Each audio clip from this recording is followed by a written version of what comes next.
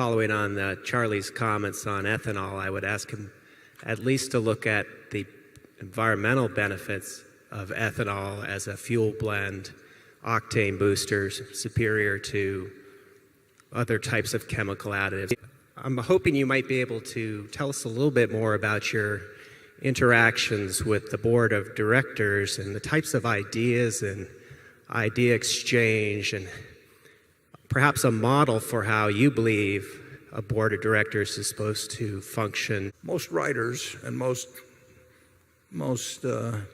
shareholders probably have a little bit of a distorted version, at least how most corporations, large corporations, have operated over the years. Usually, for a long time, I would say that directors generally were sort of potted plants. I mean, you sat there and the management had its agenda and didn't really want input on major matters. And Charlie and I can certainly testify the fact that we have had great lack of success, even when we were the largest shareholder of a company, in terms of talking about the things that really count. I mean, if somebody spends their whole lifetime, 25, 30 years, rising to the position of CEO, they want to be boss, and you can't blame them. And the only thing in their way is the board of directors. So they look for people who are big names, and they look for ways to keep them happy. But they don't really want them getting into the business very much. There's a lot more process now that's been imposed by the recent rules. But I would say still, in terms of the reality of the guts of business and the discussions that take place and all that, I think you might be surprised at the level overall of that throughout corporate America. As I've written in the report, overwhelmingly the job of the board of directors is to have the right CEO. I mean, if you've got the right CEO, 90% of it takes care of itself. If you were a director of Cap Cities and you had Tom Murphy as the CEO, case closed. It was all you needed. And if you have that CEO, I think you have an obligation on the board to make sure that there's not overreaching by the CEO, because the CEO can have different interests. And I think the third thing that the board should do is they really should bring some independent judgment in on major acquisitions, because there is a natural tendency for people with usually big egos, big motors, who get to be CEOs to like to do big things and to become bigger, spending other people's money. And normally when big deals come along, the management, by the time it gets there, they've made the deal anyway. They have investment bankers there who go through a little ritual. I've never seen one come in and make a presentation that says it's a dumb idea. I mean, they know what the answer is supposed to be, and it just becomes kind of a little game. So I think in those three respects, a good director will first make an affirmative decision. You've got a very good CEO, not the best in the whole world, not everybody can do that, but a very good CEO, that CEO is not overreaching. And when significant deals come along, that they get a chance to weigh in, and that you really get a balanced discussion about the real economics of what you're doing. And I would say in that latter point, what I've seen over the years has really been pretty bad, but I can understand it, because the CEO wouldn't bring in the deal unless he wants it done, and once he brings it in, he's going to stack the deck and make the presentation in such a way that it's almost impossible to exercise independent judgment. Charlie, do you have any thoughts on?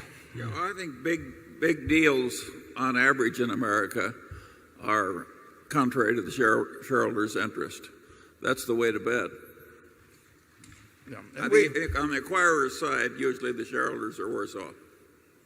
Most stock deals, they think about what they're getting and they don't think about what they're giving. I mean, I've been involved time after time where people are giving a significant percentage of the business which they wouldn't sell at the current market price. If somebody came along with a tender offer 20% higher, they would say that's inadequate. But they hand away a piece of the business because they want to own something else. And there's nothing wrong with that, but you just have to be sure that you're getting as much as you're giving. I have very seldom heard a discussion fact, I don't think I virtually ever heard it in a discussion of weighing what you were actually giving away on a stock deal versus what you're getting. I've heard a lot of discussion about dilution and when dilution will be overcome and all that sort of thing, but that is not the question. The real question is, if more value is being created, how is it being whacked up between the two companies? And if not extra value is being created, what are you getting more than you're giving? When I gave away 2% of Berkshire Hathaway to acquire Dexter's shoe, that was one of the dumbest deals in the history of the world. And I did it all by myself. Charlie didn't participate in that one. I wish he had. But it was dumb. I mean, it wasn't 2% of what I had then at Berkshire. It's 2% of the present Berkshire Hathaway company. You'd all be 2% richer, a little more than 2% richer, but you'd be a full 2% richer if I hadn't done that. And fortunately, you made some better decisions. Yeah, well, I'd have to, or we wouldn't be here.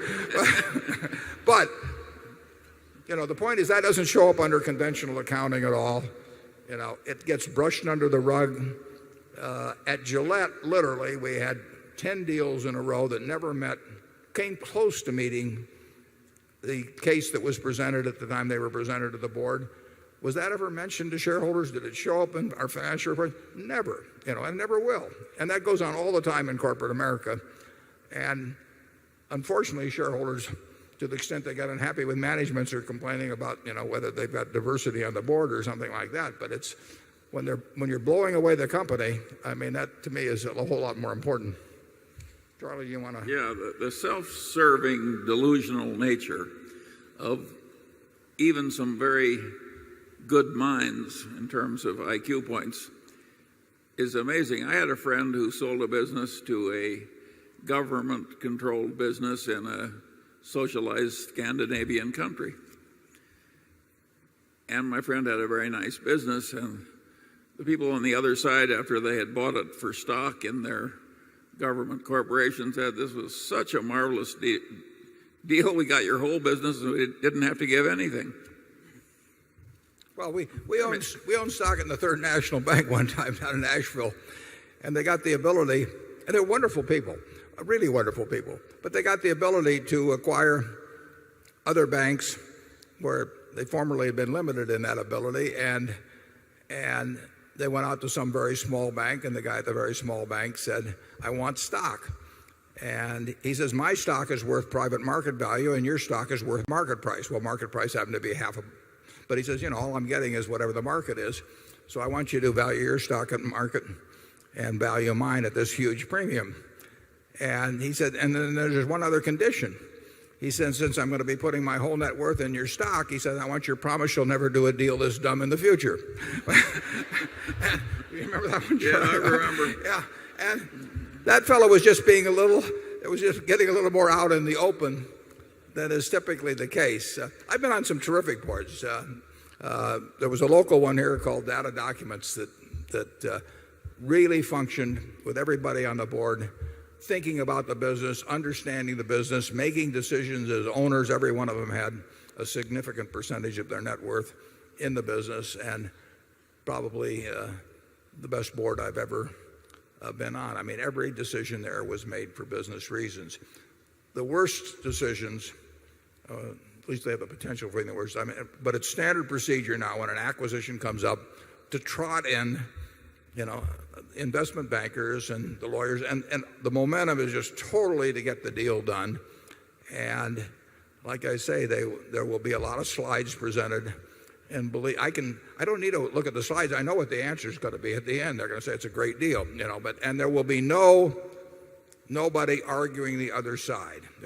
They're just, it is not like something where you would make a decision and you'd have somebody give pro and con. I mean, it just doesn't work that way. I don't know how to improve that a lot. I think we've got a sensational group at Berkshire. You have a group with almost everybody on the board having a significant percentage of their net worth. Bill's is so big we can't get him to a significant percentage, but he's got hundreds of millions of dollars in it.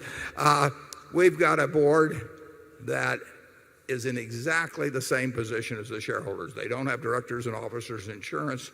They've got the downside as well as the upside. They bought their stock in the open market, so it hasn't been given to them. it is a real owner's board. And I like it that way. And I think it's a terrific group. And I'm glad I can get them to work cheap.